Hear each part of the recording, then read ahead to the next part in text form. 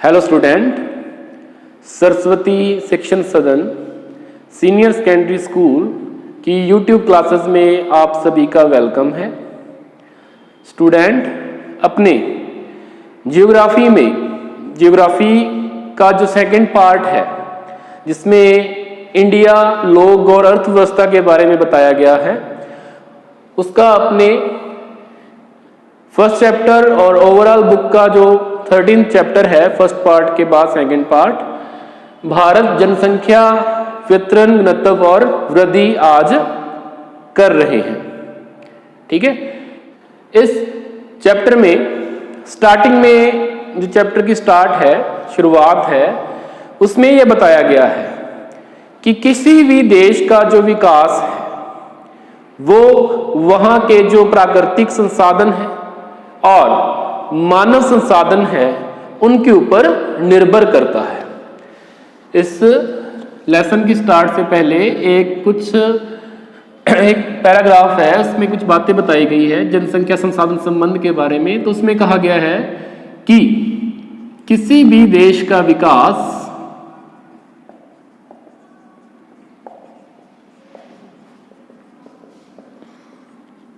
वहां के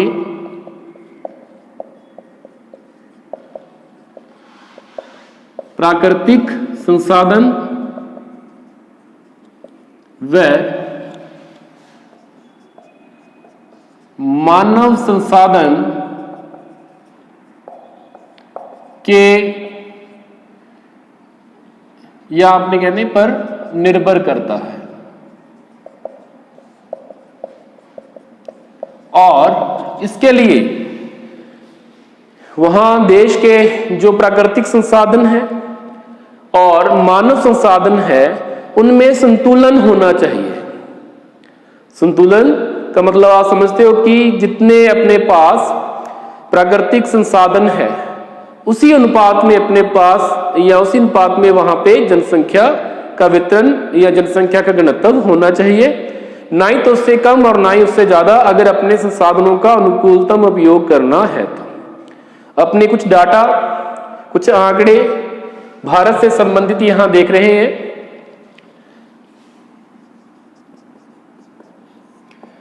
भारत का जो क्षेत्रफल है 32,87,263 वर्ग किलोमीटर या किलोमीटर स्क्वायर, जो कि वर्ल्ड का 2.4% है। ठीक है, ये क्षेत्रफल की बात होगी, या अपने संसाधन ऐसे मान लें। फिर जनसंख्या जो है वो 121.01 करोड़ या 121 करोड़ कह लें अपने, जो कि विश्व की 17.5% है। ठीक है, क्षेत्रफल 2.4% विश्व का और जनसंख्या 17.5% है। जनसंख्या के जो आंकड़े हैं वो 2011 के हैं। इसको देखने से ये लगता है, और एक घनत्व भी अपने इंडिया का देख ले, जनसंख्या घनत्व जो अंकगणितीय घनत्व है 382 व्यक्ति प्रति वर्ग किलोमीटर। तो अपने संतुलन की बात की थी कि प्राकृतिक संसाधनों और मानव संसाधन के बीच संतुलन व्याप्त होना चाहिए, लेकिन यहां पे जो अनुपात है प्राकृतिक संसाधनों का और मानव संसाधनों का, उसमें जो जनसंख्या है वो अतिरेक जनसंख्या है। एक शब्द यूज किया जाता है उसके लिए, अतिरेक जनसंख्या है। मतलब जनसंख्या और संसाधन अनुपात में जनसंख्या ज्यादा है, उसे अपने अतिरेक जनसंख्या कहते हैं। और इंडिया में उस जो अपने कह दें कि ये स्थिति है, इसे क्या कहा जाता है? जनसंख्या विस्फोट। इसे अपने जनसंख्या विस्फोट से संबोधित करते हैं। जनसंख्या विस्फोट की स्थिति होने पे देश में कुछ समस्याएं व्याप्त हो जाती हैं ज्यादा जनसंख्या होने से, और वो समस्याएं कौन कौन सी हैं? समस्याओं की अपनी बात करें तो वो बेरोजगारी,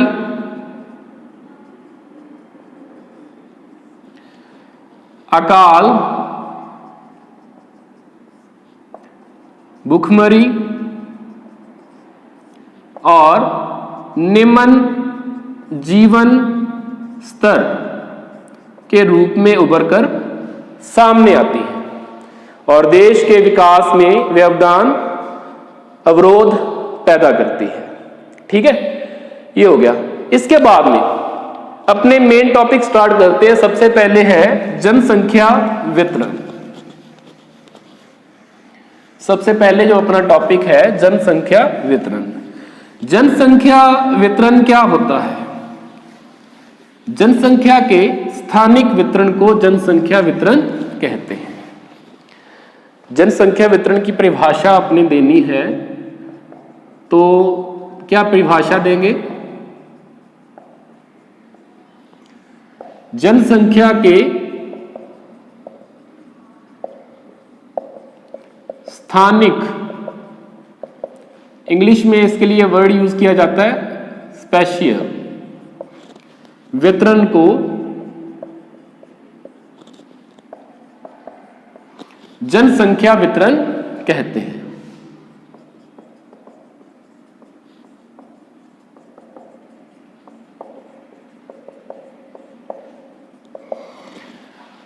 भारत में जनसंख्या वितरण की एक मुख्य विशेषता है कि यहां पे असमान वितरण देखने को मिलता है। उसका कुछ उदाहरण यहां पे दिया गया है, जिसमें यह बताया गया है कि 5 राज्य, जिसमें उत्तर प्रदेश, महाराष्ट्र, बिहार, पश्चिम बंगाल और आंध्र प्रदेश,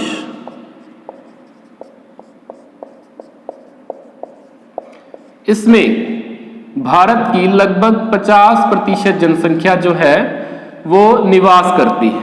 ठीक है, ये स्थिति है। और इनके क्षेत्रफल की अगर अपने बात करें तो ये तो जनसंख्या हो गई, 5 राज्य कह लो या 30% क्षेत्रफल कह लो। और दूसरी तरफ जो इंडिया के 10 उत्तरी व उत्तरी पूर्वी पहाड़ी राज्य हैं, यहां पे सिर्फ 4% जनसंख्या निवास करती है और उनका क्षेत्रफल 16% क्षेत्रफल है। वितरण में असमानता का उदाहरण देखने को मिलता है। इसके अलावा वितरण की अपने बात करें तो वितरण मुख्यतः जो अपने पास मैदानी इलाके हैं, पहाड़ी, पठारी या तटीय इलाके हैं, उसमें से सबसे ज्यादा वितरण जो है वो अपने मैदानी इलाके में पाया जाता है, क्योंकि वहां पे कृषि, उद्योग धंधे, परिवहन तंत्र सुविकसित प्रकार का अपने को मिलता है, इस वजह से। और वितरण के आधार पर अपने वितरण दर्शाना है, उसमें अलग अलग समूहों में जो अपने कह दें कि पहाड़ अपने मैदानी इलाके हैं, पठारी इलाके हैं, और उसके अलावा जो अपने तटीय और मरुस्थलीय इलाके हो गए, उसके हिसाब से वितरण को 3 समूहों में बांटकर यहां अध्ययन किया गया है। तो कौन कौन से वो समूह हैं जनसंख्या वितरण के, उनकी यहां अपने बात कर लेते हैं।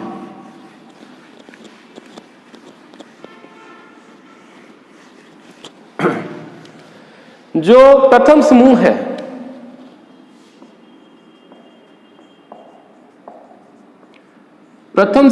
है वो उत्तरी मैदानी प्रदेश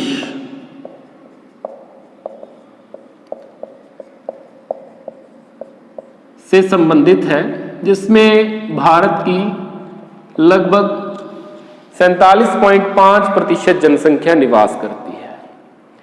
अब उसमें कौन कौन से मुख्य राज्य हैं आ जाएंगे, तो उसमें आएंगे आपके उत्तर प्रदेश, भारत में जिसकी सर्वाधिक जनसंख्या है लगभग 19.96 करोड़। ठीक है, फिर आएगा बिहार की जनसंख्या है 10.38 करोड़। इसके बाद पश्चिम बंगाल 9.13 करोड़, राजस्थान 6.86 करोड़, पंजाब 2.77 करोड़, हरियाणा 2.54 करोड़।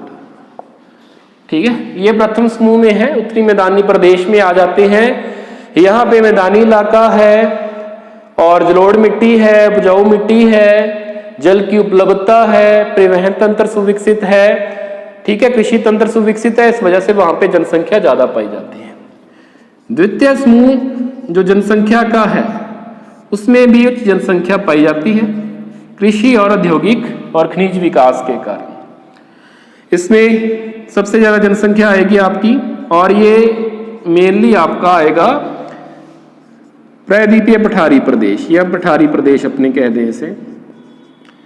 इसमें जो महाराष्ट्र है उसकी 11.24 करोड़ जनसंख्या है। उसके बाद में आंध्र प्रदेश आता है। आंध्र प्रदेश की 8.47 करोड़। जो भी ये डाटा अपने आंकड़े लिख रहे हैं ये 2011 की जनसंख्या के अनुसार है। महाराष्ट्र के बाद आंध्र प्रदेश के बाद मध्य प्रदेश आता है। मध्य प्रदेश की जनसंख्या है 7.36 करोड़। एक आ गया इसमें आपका कर्नाटका 6.11 करोड़, 2.6 है ये। ठीक है, तो ये जनसंख्या के वितरण द्वितीय समूह में। तृतीय समूह जो है उसमें तटीय प्रदेश, पर्वतीय प्रदेश और पश्चिमी मरुस्थलीय प्रदेश सम्मिलित किए जाते हैं। यहाँ पे भौगोलिक परिस्थितियां अनुकूल ना होने की वजह से जनसंख्या कम पाई जाती है। ठीक है, तो ये हो गए प्रदेश। अब बात आती है कि इसकी वजह क्या है, कारण क्या है कि जनसंख्या का वितरण असमान मिलता है। तो अपने अगला टॉपिक जो कर रहे हैं उसमें करेंगे जनसंख्या के वितरण को प्रभावित करने वाले कारक। जनसंख्या वितरण को प्रभावित करने वाले कारक।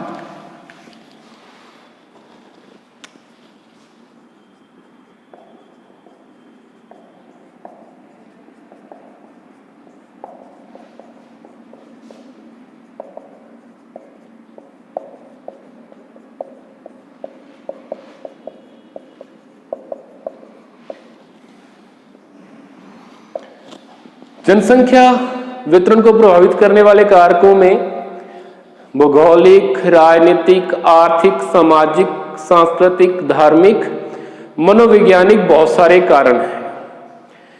एक कारण क्योंकि इंडिया कृषि प्रधान, भारत कृषि प्रधान देश है, तो जो कारक कृषि के वितरण स्वरूप को प्रभावित करेंगे, कृषि उत्पादन को प्रभावित करेंगे, वो कारक जनसंख्या को भी प्रभावित करेंगे।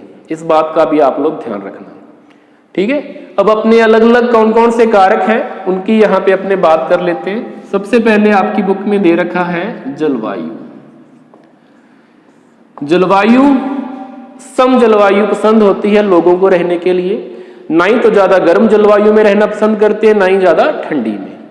अनुकूल जलवायु, जैसा कि आप लोग अगर वर्ल्ड पॉपुलेशन में इसका एग्जाम्पल पाओगे तो मेडिटेरियन रीजन, भूमध्य सागरीय प्रदेश जो है वो अनुकूलतम जलवायु प्रदेश है।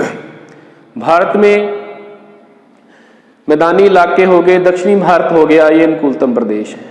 लेकिन जैसे हिमालय पर्वतीय प्रदेश हो गए या तराई प्रदेश हो गए, यहाँ पे तापमान या वर्षा संबंधी परिस्थितियां अनुकूल नहीं है, तो या आर्द्रता ज्यादा रहती है, जैसे हिमालय में ठंड ज्यादा पड़ती है, तो ऐसी परिस्थितियों में लोग रहना कम पसंद करते हैं।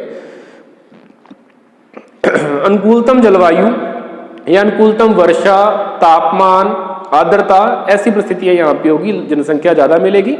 हिमालय में तापमान कम होने की वजह से, बर्फ जमने की वजह से, और तराई प्रदेश में आर्द्र जलवायु परिस्थितियां होने की वजह से जनसंख्या कम निवास करती है।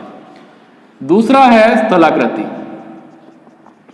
स्थलाकृति की अपने बात करें तो जनसंख्या मुख्यतः समतल इलाकों में रहना पसंद करती है, समतल मैदानी इलाकों में रहना पसंद करती है। ऊबड़ खाबड़ जो स्थलाकृति होती है, पहाड़ है, पठार है, वहां पे तुलनात्मक रूप से कम जनसंख्या रहेगी। आप वितरण भी देखोगे जनसंख्या का, तो मैदानी इलाकों में सबसे ज्यादा जनसंख्या, उसके बाद पठारी में, उसके बाद पहाड़ी में। तो क्योंकि पर्वतीय इलाकों में परिवहन तंत्र का विकास, कृषि का विकास, उद्योग धंधों का विकास बहुत कम होता है, इस वजह से वहां जनसंख्या कम रहती है। और उसी तरह मैदानी इलाकों में कृषि, उद्योग, परिवहन का विकास बहुत ज्यादा होता है, सुविधाएं ज्यादा होती है, जनसंख्या का वहां ज्यादा वितरण पाया जाता है। ठीक है। तीसरा है जलापूर्ति, जल की आपूर्ति। यहां जल की उपलब्धता ज्यादा होगी, वहां जनसंख्या ज्यादा होगी। जैसे पुराने टाइम से आपने इतिहास में अगर पढ़ा हो, 10वीं क्लास तक आपने पढ़ा होगा कि जो नदी घाटी सभ्यताएं थी, ठीक है, उसका नदी घाटियों या नदियों के आसपास बसने का मेन कारण क्या था, मुख्य कारण क्या था? जल की उपलब्धता। इसी तरह से आज आप देखोगे कि जो पश्चिमी राजस्थान है, यहाँ मरुस्थलीय इलाके हैं, वहां जनसंख्या बहुत कम मिलती है क्योंकि वहां पानी की कमी है। और जिन इलाकों में IGNP इंदिरा गांधी नहर परियोजना के द्वारा जल उपलब्ध हो रहा है, वहां जनसंख्या का वितरण भी धीरे धीरे सघन होता जा रहा है। तो ये जल आपूर्ति का प्रभाव आ गया। उसके बाद है परिवहन तंत्र, यातायात की सुविधा। जिन इलाकों में होगी वहां पे जनसंख्या वितरण ज्यादा होगा। कहने का मतलब कि जैसे जो पर्वतीय इलाके हैं, अपने बात की, वहां जनसंख्या परिवहन तंत्र का विकास बहुत कम पाया जाता है, जनसंख्या भी कम पाई जाती है। और जो उत्तरी मैदानी प्रदेश है, वहां परिवहन तंत्र का सघन जाल पाया जाता है, जनसंख्या भी वहां पे सघन पाई जाती है, इस चीज का भी ध्यान रखना। फिर खनिज, खनिजों का वितरण भी जनसंख्या के वितरण को प्रभावित करता है। कुछ इलाके ऐसे भी हैं, अगर अपने विश्व स्तर पे देखें तो जैसे जो अरब के देश हैं, वहां पे जलवायु परिस्थितियां बहुत विषम हैं, जल उपलब्धता नहीं है, गर्मी पड़ती है, लेकिन वहां पे खनिज संसाधन, खनिज तेल मिलता है, इस वजह से जनसंख्या उसकी ओर आकर्षित होती है। भारत में भी छोटा नागपुर पठारी प्रदेश हो गया, दामोदर घाटी प्रदेश हो गया, कोलार प्रदेश हो गया, इन इलाकों में जनसंख्या का घनत्व या जनसंख्या का वितरण सघन मिलता है, अपने कह सकते हैं। ठीक है। इसके अलावा सामाजिक मनोवैज्ञानिक कारक, सामाजिक व्यवस्था, सामाजिक संगठन, सामाजिक संरचना, जातिवाद, लोगों को शिक्षा स्वास्थ्य संबंधी सुविधाएं, ठीक है, उनका धार्मिक प्रवृत्ति, सांस्कृतिक प्रवृत्ति, ऐसे भी कुछ कारण हैं जो लोगों की जनसंख्या के वितरण को या जनसंख्या के वितरण को प्रभावित करते हैं। यहाँ लोगों का जीवन स्तर ऊंचा होगा, शिक्षा स्वास्थ्य की ओर, है ना, मनोवैज्ञानिक रूप से वो अपने सक्षम रहेंगे, सुखी रहेंगे, तो वहां पे जनसंख्या वितरण ज्यादा रहता है। एक लास्ट जिसमें आ जाएगा राजनीतिक व आर्थिक कारक। राजनीतिक कारकों में राजनीतिक अस्थिरता, युद्ध, लड़ाई झगड़े, सीमा विवाद, आतंकवाद, इसकी वजह से जनसंख्या कम मिलती है ऐसे इलाकों में, जैसे पंजाब, जम्मू कश्मीर, असम, जो कि सीमावर्ती क्षेत्र हैं और आतंकवाद से प्रभावित रहे हैं। इस वजह से जो आतंकवाद प्रभावित क्षेत्र है वहां जनसंख्या कम मिलेगी। और जो आर्थिक कारकों का प्रभाव है वो ऐसे दिखाया हुआ है कि जो इलाके यहां नगरीकरण और औद्योगिकरण ज्यादा हुआ है वो एक प्रादेशिक असमानता उत्पन्न करते हैं। मतलब नगरीकरण और औद्योगिकरण वाले इलाकों में तो जनसंख्या सघन होगी, लेकिन उसके आसपास के इलाकों में जनसंख्या बहुत विरल होगी, क्योंकि वो आसपास की जनसंख्या को भी अपनी ओर आकर्षित करके एक समूह या झुंड बना लेते हैं जनसंख्या का और जनसंख्या के असमान वितरण में अपना योगदान देते हैं। तो ये जनसंख्या वितरण को प्रभावित करने वाले कारक थे। अगला आपका जो टॉपिक है वो है जनसंख्या घनत्व। जनसंख्या घनत्व के बारे में आप लोगों ने पहले भी पढ़ा होगा कि जनसंख्या घनत्व क्या होता है।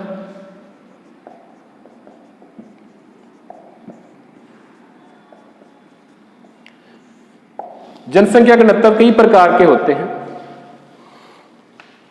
अपने जो साधारणतः उपयोग में लेते हैं वो अंकगणितीय घनत्व है। अंकगणितीय जनसंख्या घनत्व, साधारण सिंपल जनसंख्या बटा क्षेत्रफल। मतलब किसी प्रदेश का जो इसकी अपने बात करनी है उसका क्षेत्रफल कितना है और वहां पे जनसंख्या कितनी है, उसका अनुपात क्या दर्शाता है, अंकगणितीय घनत्व या जिसे अपने जनसंख्या घनत्व कह देते हैं। और इसे व्यक्ति प्रति वर्ग किलोमीटर में नापा जाता है। जैसे जो भारत की अपने बात करें तो भारत का 2011 में जनसंख्या घनत्व कितना है, 382 व्यक्ति प्रति वर्ग किलोमीटर। इंडिया का, भारत का जनसंख्या घनत्व बड़ा है। 1901 में 77 था, 1951 में 117 हो गया और 2001 में ये 325 और अभी जो पिछली जनगणना हुई है उसमें 382 व्यक्ति प्रति वर्ग किलोमीटर पाया जाता है। इसके अलावा इसके कुछ आंकड़ों की अपने बात करें तो भारत में सर्वाधिक जनसंख्या घनत्व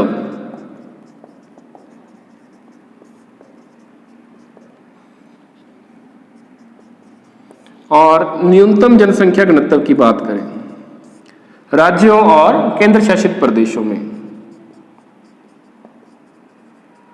2011 के अनुसार के आंकड़े जितने भी अपने इसमें इस्तेमाल करेंगे तो सबसे ज्यादा बिहार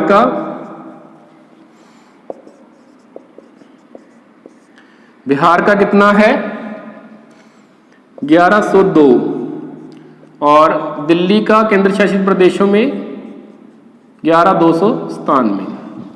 सबसे कम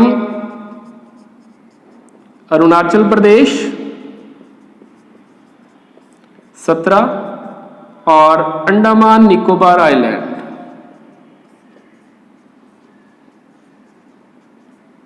अंडमान निकोबार द्वीप इसका है 46। ये कुछ आंकड़े हो गए जो आपके लिए एग्जाम में, परीक्षा में उपयोगी रहेंगे। अब जनसंख्या घनत्व को उच्च, मध्यम और निम्न 3 भागों में विभाजित किया गया है। उसमें कौन कौन से क्षेत्र आते हैं उनकी यहां अपने बात कर लेते हैं। उच्च जनसंख्या घनत्व क्षेत्र, तो पहला जिसमें उच्च जनसंख्या घनत्व क्षेत्र है इसमें जो जनसंख्या घनत्व है वो 500 से अधिक, ऐसे इलाकों को शामिल कर रहे हैं इसमें जिसमें जनसंख्या घनत्व 500 से अधिक है। तो इसमें एक तो उत्तरी मैदानी प्रदेश आ जाएगा और एक पठारी प्रदेश के इलाके आ जाएंगे। उत्तरी मैदानी प्रदेश के जो है रीजन, उसमें उत्तर प्रदेश, बिहार, पश्चिम बंगाल और हरियाणा शामिल है। ये सारे ग्रामीण और कृषि प्रधान इलाके हैं। यहाँ पे उपजाऊ जमीन पाई जाती है, जल की उपलब्धता बहुत ज्यादा है, इस वजह से यहाँ पे अच्छा उत्पादन होता है, परिवहन तंत्र का विकास है, ठीक है, और यहाँ पे सघन जनसंख्या पाई जाती है, ठीक है। दूसरा अपना जो आएगा उसमें आएंगे मालाबार तट के प्रदेश व तमिलनाडु के उच्च प्रदेश। इसमें ज्यादा जनसंख्या होने की वजह क्या है, क्या कारण है? एक तो यहां पे बागानी खेती का विकास, दूसरा लघु उद्योग धंधे, कुटीर उद्योग धंधों का विकास यहां पे जनसंख्या के अधिक होने का एक कारण है, एक वजह है। दूसरा है मध्यम जनसंख्या घनत्व क्षेत्र। मध्यम जनसंख्या घनत्व क्षेत्रों में 300 से 500 के बीच जनसंख्या घनत्व पाया जाता है। सामान्यतः ये इलाके उच्च जनसंख्या घनत्व क्षेत्रों, निम्न जनसंख्या घनत्व क्षेत्रों के बीच में पाए जाते हैं। इसमें जो क्षेत्र शामिल हैं उसमें आएगा आपका महाराष्ट्र, गुजरात के अधिकांश प्रदेश,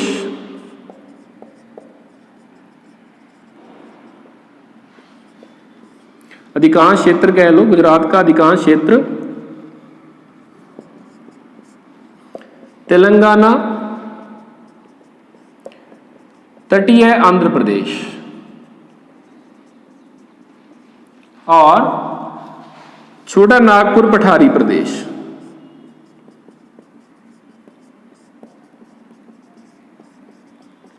पठारी इलाके हैं सामान्यतः ये।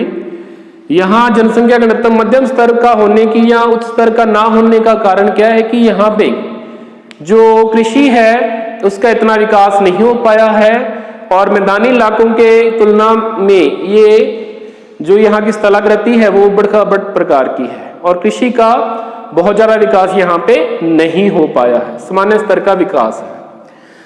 तीसरा जो है उसमें आएंगे निम्न घनत्व, जनसंख्या घनत्व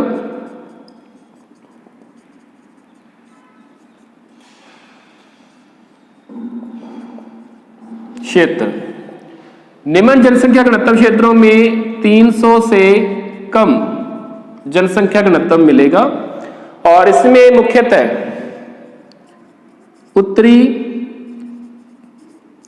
पूर्वी व उत्तरी पर्वतीय प्रदेश,